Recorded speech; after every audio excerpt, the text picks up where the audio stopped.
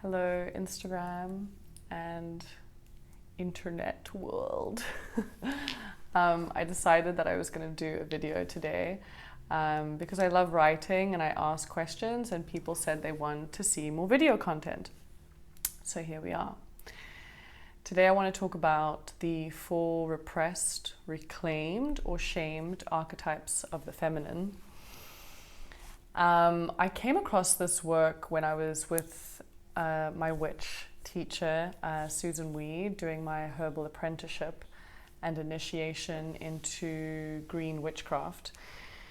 And she really spoke about this necessity for women to reclaim these aspects of ourselves that the culture or patriarchy or whatever you want to call it has used to kind of keep us playing small.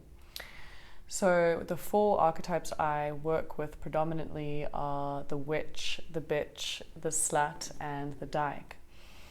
Now, each of these archetypes have a very different feeling in everyone's body. And I've had a lot of people say to me, why use such triggering words? Can't you come up with a different word? Or, there's a lot of energy moving when we use these words. And slander and swear words, fuck, like all these words, they have energy, they have fire. I actually lit a candle because I love fire. So the point is, I use the words because if something has got a charge to it in your body, it means you're still holding on to an emotion that may be attached to it. And what I want to speak about today is the emotion of shame, or the energy of shame, because shame is actually the only emotion that is learned. It's not a natural state of being to feel ashamed. It's something that's passed on to us.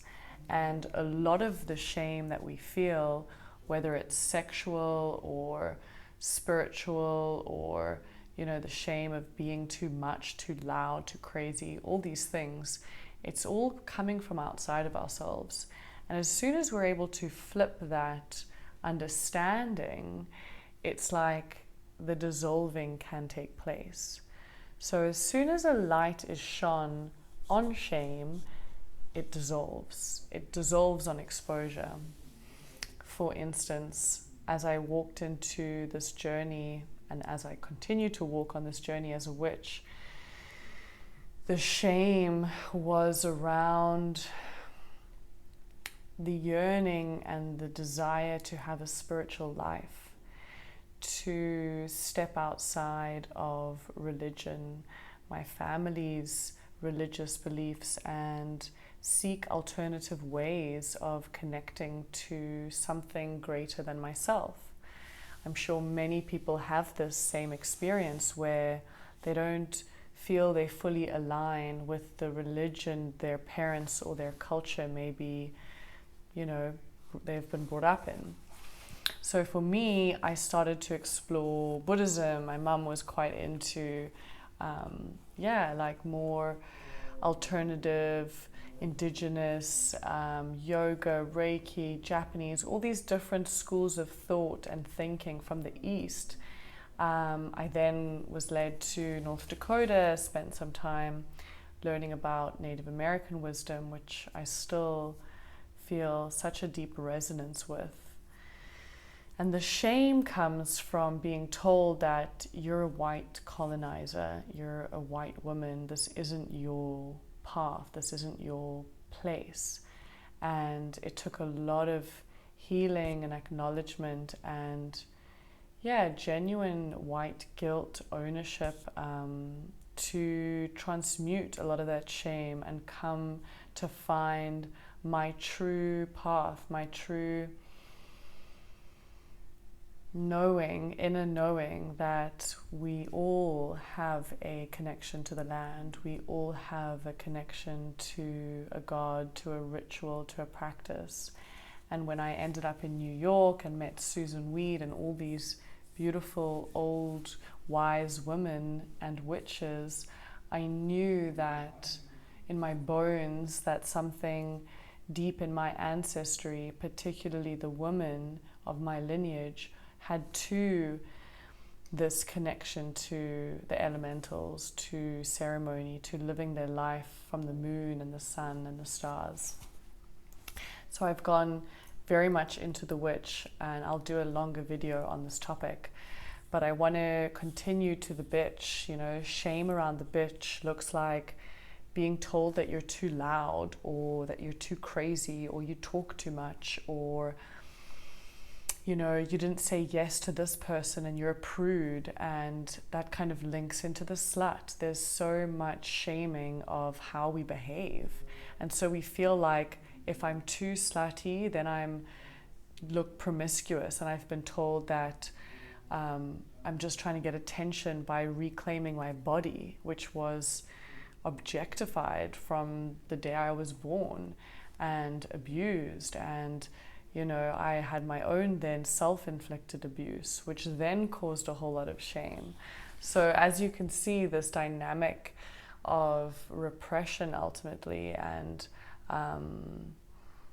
it's kind of like a fear and control tactic to make somebody feel bad for something that's actually out of their control. And when we start to understand that, we can reclaim the power and no longer be affected by these external naysayers, or, you know, everyone's got shit to say. At the end of the day, you got to just be true to you, and to find freedom in expressing exactly who you are, particularly the shadow realms of yourself, the realms of the witch, of the dark feminine, the woman who, you know, believes in magic and mystery and speaks to other sides and shapeshifts, can understand the subtle signs, the magic. We are so protected. There are so many ways that we can connect to these archetypes. Money, I've started working a lot with money, which is linking into the bitch archetype. I'm tired of feeling guilty for wanting to have money and to have beautiful things. You know, that's a shame that oftentimes women place on women, because when we judge another, it's only because we want some of that, or we believe that that person's taking something from us. And this is the lie of scarcity and conditional love, which many of us have unfortunately suffered from because the culture breeds this belief. So yeah, there's so much to speak on. The final one is the dyke archetype, and this archetype is so big, and it speaks to the sisterhood. It speaks to women loving women, women raising women, women healing women. When I do Moon Lodge or women's circles, I just we all witness the exponential growth that takes place when women are vulnerable with women, when women can be intimate with other women. A lot of our trauma is because of the witch wound. We were burned and abused and oppressed for centuries. There were 300 years of witch hunts. This was women telling on women made to call out each other. There was this infiltration of fear around powerful women who stood up, who spoke out. And so this lives in our bodies, it lives in our bones, in our ancestry. And when we can understand this history, this deep gap of knowledge actually that hasn't been shared with so many of us because of, you know, the church and certain agendas to keep these things hidden, it became very difficult to speak out and to honor the witch and the wise and the powerful women that we see around us. And so my work is to remind women of their power, of their unique gifts, of their sensual, sexual, slutty nature. Women love pleasure. Like, our bodies are designed to receive and give pleasure. What a gift to have this vessel. And a lot of the archetypal work is to reclaim our bodies for ourselves, for our own delicious, nutritious expression and enjoyment. And I just, I'm so grateful to have witnessed in my own life so much shame for being slutty, for being a weirdo, for being loud, for being bitchy, for being a bully.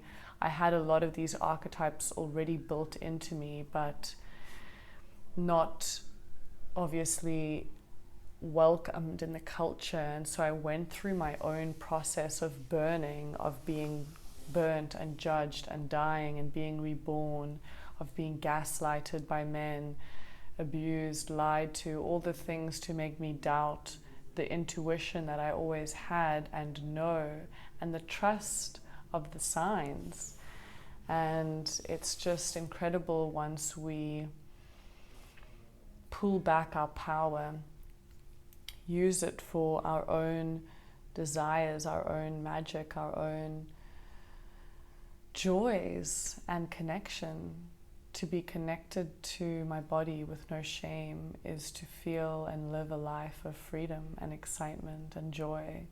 I then can extend that connection to the land, to honor the elements, to make infusions, to every day be grateful for the wind, the breath of life. You know, there's so much to be grateful for when you are connected in this way to all aspects of yourself. So that's a little taster. There's so much more that comes within each archetype. I just wanted to, give you a little taste of what's to come. If you have any questions or you have resonance or want to talk about these archetypes, please comment down below and I will do a live very soon on, probably start with the witch. Have a beautiful day.